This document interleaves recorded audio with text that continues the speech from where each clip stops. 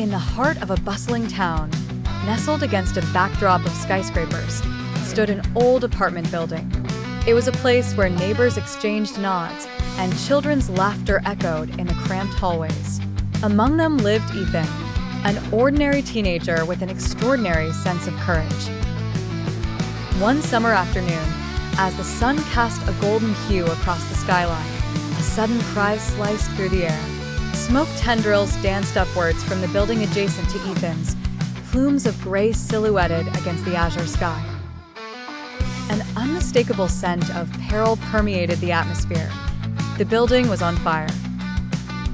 Ethan, crossing the street with his skateboard under one arm, froze. He watched with wide eyes as orange flames licked at the windows on the third floor. Panic washed over the street. People yelled and pointed, their faces painted with fear. Among the chaos, a woman shrieked, "My child, my baby Liam, is still inside."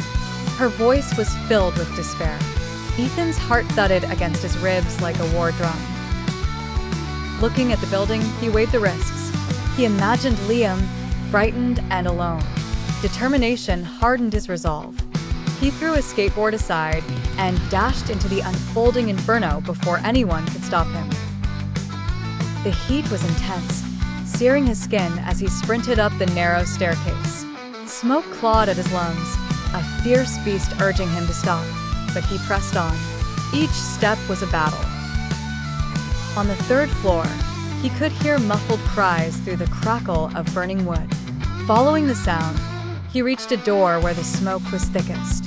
Inside, he spotted young Liam, huddled under a table, tears streaking dirty cheeks.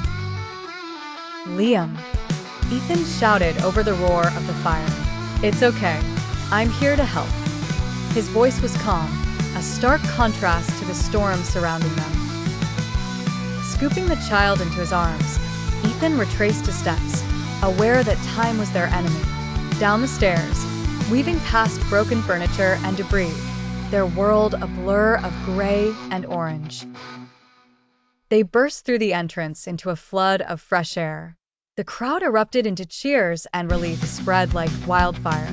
The woman, Liam's mother, rushed forward, enfolding her son and Ethan in an embrace that spoke more than words ever could.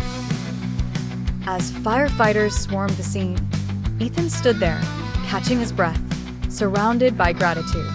He wasn't just an ordinary teen anymore. He was a hero in their eyes, and perhaps for the first time in his own.